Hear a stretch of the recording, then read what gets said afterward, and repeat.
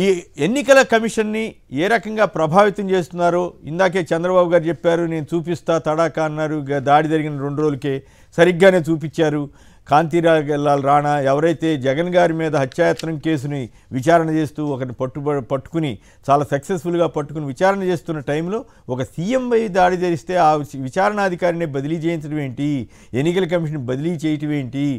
ప్రధానమంత్రి ఏమో ముస్లింలు ఉద్దేశించి అనుచిత వ్యాఖ్యలు చేసిన కనీసం 17,000 మంది ఇచ్చినా కూడా నోటీసులు లెటర్ రాసినా కూడా పట్టించుకోకపోవటం ఏంటి?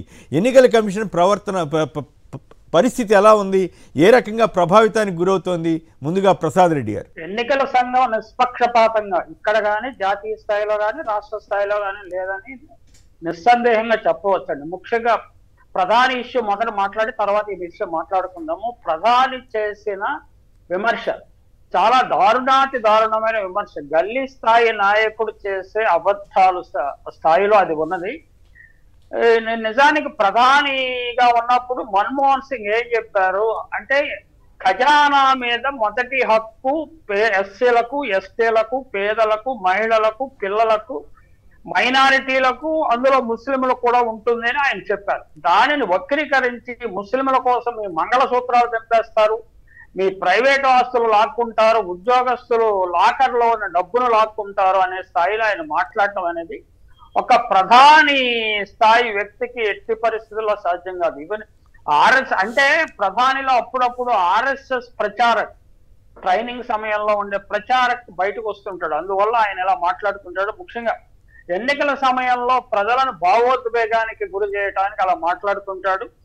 ఉత్తరాదిన మొదటి దశ ఎన్నికల పోలింగ్ శాతం తగ్గింది. పోలింగ్ శాతం అంటే రామ మందిర నిర్మాణం తర్వాత తమ మీద ఓట్ల వెల్లువైపోతే పారతాయని బీజేపీ ఆశించింది. అది ఎక్కడా జరగలేదు. ఏ రాష్ట్రంలో కూడా 1-2 చిన్న రాష్ట్రాలు, సిక్కిం, మేఘాలయ లాంటి రాష్ట్రాల్లో తప్ప మిగిలిన చోట ఎక్కడ పోలింగ్ శాతము సరిగ్గా జరగలేదు.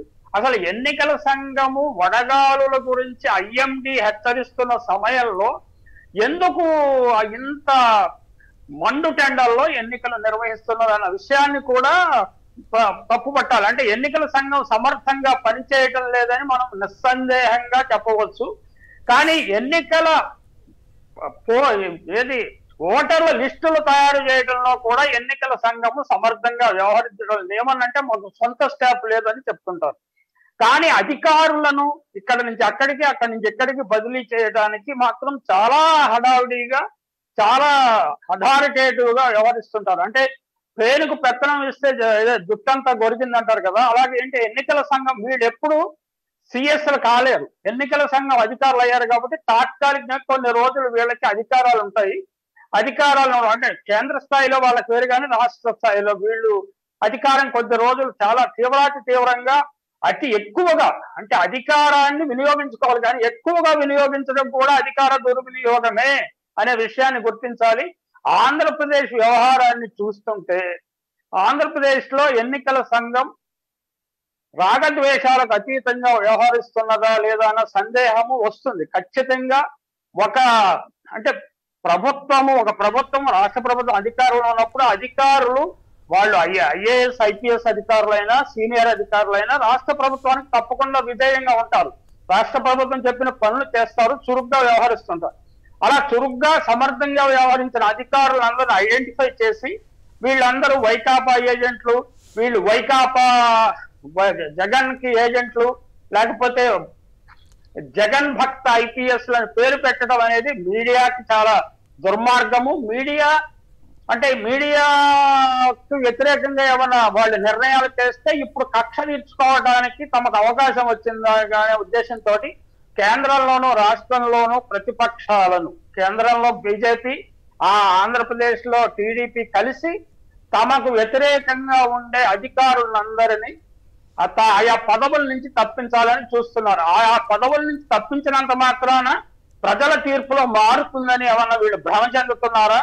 అధికార యంత్రాంగము కానీ, టీచర్లు కానీ, ఇతరులు కానీ ఎన్నికల తీర్పుని ప్రభావితం చేసే పరిస్థితులు ఇప్పుడు లేవు.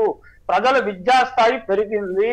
వారు 80%, 82% ఆంధ్రప్రదేశ్ లో పోలింగ్ లో పాల్గొంటున్నారు. ఆంధ్రప్రదేశ్ లో ప్రజా చైతన్యం బాగా పెరిగింది. ఈ ఎన్నికల్లో పోలింగ్ ఎంత శాతమైనా జరగవచ్చండి. ఎందుకంటే జగన్మోహన్ రెడ్డిని అనుకూలంగా, వైసీపీకి అనుకూలంగా ఓటు వేయటానికి వీరందరూ పేద ప్రజలందరూ ఎదురు చూస్తున్నారు. అలాగే మీకు ఈ ఈ ఎన్నికల సంఘం అధికార దుర్వినియోగం చేయటం అనే జాడ్యము మనకి స్థానిక సంస్థల ఎన్నికల్లో నిమ్మగడ్డ రమేష్ కుమార్ చాలా స్పష్టంగా చూపించాడు.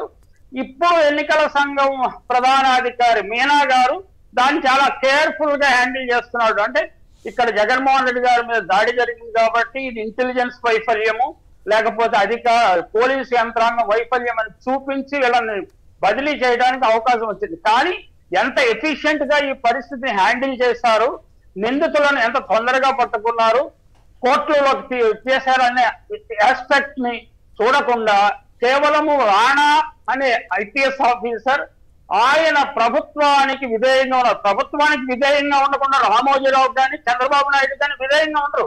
రేపు చంద్రబాబు నాయుడు అధికారంలో వస్తే అంతే విధేయంగా ఆయనకుంటారు. ఆ విషయాన్ని గమనించకుండా తమకు సహకరించని వారిని అందరినీ, అంటే తమ ఏజెంట్లు ఇక్కడి నుంచి అక్కడ డబ్బులు తీసుకెళ్ళి పట్టుకున్నారు అనుకోండి, వాడు మనకి శత్రువులాగా భావించి అసలు బీజేపీ నాయకురాలు పురంధరేశ్వరి 10-19 మంది ఐపీఎస్ లో లిస్ట్ ఇచ్చి వీళ్ళందరినీ బదిలీ చేయాలి, ఆమెకి ఏవైనా సమాచారం ఉన్నది, వాళ్ళు ఎక్కడ అధికార దుర్వినియోగం చేశారు, ఈ సమాచారం అంతా టీడీపీ కొల్లేట్ చేసిన సమాచారమే, వీళ్ళందరినీ ఐడెంటిఫై చేసింది టీడీపీ. అలాగే రామోజీరావు పత్రిక పచ్చ మీడియా వీళ్ళని ఐడెంటిఫై చేసింది. వీళ్ళు ప్రో టీడీపీ కాదు, ప్రో కూటమి కాదు, వారు న్యూట్రల్ అయి ఉండాలి, లేకపోతే కొంచెం విధేయంగా ప్రభుత్వం అధికారంలో ఉంది కాబట్టి వైసీపీకి విధేయంగా ఉండటం తప్పుగా భావించడం. అది తప్పు కాదు, that is their strength, that is their duty. ఎవరు అధికారంలో ఉంటే వాళ్ళకి అనుకూలంగా ఉండాల్సిందే. స్థానిక సంస్థల ఎన్నికల్లో అధికార యంత్రాంగాన్ని ఆట పట్టించిన ఎన్నికల సంఘం ఇప్పుడు కూడా అదే డ్రామా ప్లే చేయాలని చూస్తున్నట్టుగా కనిపిస్తున్నది. ఇది స్థానిక సంస్థల ఎన్నికల్లో ఏం రిజల్ట్ వచ్చిందో మనం చూసాం కదా. ఖచ్చితంగా ప్రజలు వైసీపీకి అనుకూలంగా తీర్పు ఇచ్చారు. ఈ ఎన్నికల్లో కూడా అలాగే తీర్పు ఇస్తారు. అధికారులు ఇక్కడి నుంచి అక్కడికి బదిలీ చేయటము, లేకపోతే అంటే ఒక రకంగా మోరల్ గా అధికార యంత్రాంగాన్ని డిమోరలైజ్ చేయటం, మీరు ఎఫెక్టివ్ గా పనిచేయండి, ప్రభుత్వం మాట వినకండి అన్నట్టుగా ఉంది. ప్రసాద్ రెడ్డి గారు బ్లాక్ మెయిల్ చేయటం అన్నమాట. ఖచ్చితంగా బ్లాక్ మెయిల్. ఇదేంటంటే ఇన్ఫ్లుయెన్స్డ్ బై పచ్చ మీడియా అండ్ ఇన్ఫ్లుయెన్స్డ్ బై ప్రతిపక్షాలు, ఇన్ఫ్లుయెన్స్డ్ బై సెంట్రల్ గవర్నమెంట్ దగ్గర తమకున్న పలుకుబడిన దుర్వినియోగం చేసుకోవడమే. ఇలాంటి ప్రయత్నం చేయటం వల్ల ఏమి జరిగేదే లేదు, ఎండ్ రిజల్ట్ ఏమి మారదు. కానీ ఏంటంటే తప్పకుండా ఇరిటేషన్ అనమాట ప్రజల్లో.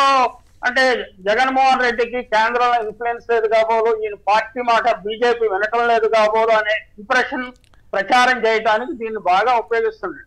ఇది కాకపోతే ఇది బూమరంగ్ అయ్యే అవకాశం కూడా ఉన్నది. ఈనాడు పత్రిక ఏ రాష్ట్రంలో చూడండి ఒకసారి.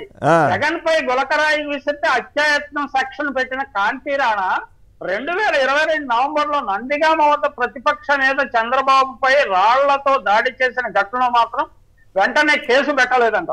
తర్వాత తప్పనిసరి ప్రమాదకర ఆయుధంతో ఐపీసీ సెక్షన్ 324 కింద కేసు పెట్టేసి మామ అనిపించేశారట. అది దాడి జరిగిందా? దాడి జరిగితే అది 4-5 పత్రికలు చదివానండి. 4-5 పత్రికల్లో 4-5 రకాలుగా జరిగింది. చీకట్లో రాయి విసిరాదని, చీకట్లో రాళ్లు విసిరాని, ప్రజలు వైసీపీ గుండాలు రాళ్ల దాడి చేశారని రకరకాల వార్తలు వచ్చినాయి. అందులోనంటే ఒక రాయి వేగంగా వస్తుంటే ఒక సెక్యూరిటీ ఆఫీసర్ చేత్తో పట్టుకున్నా అంటే అది కూడా ఒక పత్రిక రాసింది, పచ్చ పత్రిక. అంటే అలాంటి దాంట్లో కేసు ఎందుకు పెట్టలేదు? చంద్రబాబు నాయుడు గారికి గాయం తగలలేదు, ఆ సెక్యూరిటీ వాడికి గాయం తగిలిందని చూపించారు, ఎక్కడ మనకు చూపించాల. అలాంటి దాన్ని దీన్ని పోల్చి ఆ కేసులో మాకు అనుకూలంగా మీరు కేసు పెట్టరా, జగన్మోహన్ రెడ్డికి అనుకూలంగా కేసు పెడతారా అంటే చూడండి చాలా నీచంగా ఉంది. రామోజీరావు గారు కారణము అన్నట్టుగా రాశాడు. చాలా దుర్మార్గం. అట్లా ఇప్పుడు ఒక చీఫ్ మినిస్టర్ మీద దాడి జరిగితే పట్టుకోవద్దా? ఎవరు కుట్రదారులో వివేక హత్య కేసులో హత్య చేశానన్న అతని వ్యక్తినేమో పక్కన పెట్టి తిరుగుతారు, అతని జోలికి వెళ్ళకూడదంట. హత్య వెనకాల కుట్రదారులు ఎవరున్నారో వెతుకుతా ఉందంటే సిబిఐ వారు వాళ్ళని తీసుకెళ్లి జైల్లో పెడతారంట. జగన్ గారి మీద దాడి చేసిన వ్యక్తిని వదిలేయాలంట, కుట్రదారులు వదిలేయాలని బదిలీ చేసేయాలి అధికారులను. సమర్థంగా ఇన్వెస్టిగేట్ చేసి అధికారులు ఎన్నికల సంఘం బదిలీ చేస్తుంది. చాలా ఎన్నికల కమిషన్ తీరు మాత్రమే ఈ మధ్య అపాయింట్ అయ్యారంట, అంత బీజేపీకి అనుకూలంగా ఉంటున్నారనే విమర్శలు కూడా వాళ్ళు ఎదుర్కొన్నారు. 17,000 మంది కంప్లైంట్ చేస్తే ప్రైమ్ మినిస్టర్కి ఏమయ్యా ప్రైమ్ మినిస్టర్ గారు ఇట్లా అనొచ్చా, ముస్లింలు ఉద్దేశించి వాళ్ళకే సంపద దోచిపెడుతున్నారని అనొచ్చా అని ఒక్క లైన్ రాయలేదంట. ఇందాక నేను ఎక్కడో సోషల్ మీడియాలో చూస్తే నాకు ఆశ్చర్యం వేసింది. ఇట్లా తయారైపోతే దేశంకి ప్రజాస్వామ్యం ఎటువైపు వెళ్తుంది? ఎవరు తప్పు చేస్తే వాళ్ళని అడగండి. చంద్రబాబు గారు మీరు అన్నట్టు ఇందాక నా మీద కూడా దాడి జరగబోయింది, ఎవరో వేసిందంటే అక్కడ ఎవరు కనపడలా నిన్న మొన్న. రైట్, ప్రసాద్ రెడ్డి గారు చెప్పండి. ఎస్ఎస్ఎల్సి తర్వాత ఈఎంఐలు కూడా కట్టలేనాయని ఏకంగా 8 కార్లో ఎన్నో కొన్నా అంట 14 కోట్లు పెట్టి. ఎట్లా ఇది సాధ్యమైన మీరు కూడా అట్లా చేయగలుగుతారా? నేను ఎస్ఎస్సి గానీ ఎస్ఎస్ఎల్సి గానీ చదవలేదు, నేను ఆంధ్ర మెట్రిక్ చదువుకున్నానండి. కాబట్టి నాకు శర్మ గారే చెప్పాలి ఆ విషయాలు. అది అలా ఉంచితే ఆయన చదువుకోలేదని అనుకుందాం మనం. ఎందుకంటే ఆయన చదువుకున్న సంస్కారం ఉన్న నాయకుడిగా మాట్లాడాడు. ఏదో ఒక అవకాశం అదృష్టవశాత్తు సినిమా నటు అయిపోయాడు, సంస్కారం ఏం పెంచుకోలేదు. దానివల్ల ఏంటంటే ఆంధ్రప్రదేశ్ రాజకీయ సంస్కృతి కలుషితం అయిపోవడం అనేది ఒకటి బాధగా కనిపిస్తుంది. అలాగే ఈ సినిమా వాళ్ళు కానీ రాజకీయ నాయకులు కానీ వాళ్ళ అఫిడవిట్లు కానీ వాళ్ళ ఆదాయ వ్యయాలు కానీ ఎంత నిజాయితీగా ప్రకటిస్తారన్న దాని మీద నాకు చాలా చాలా సందేహాలు ఉన్నాయి.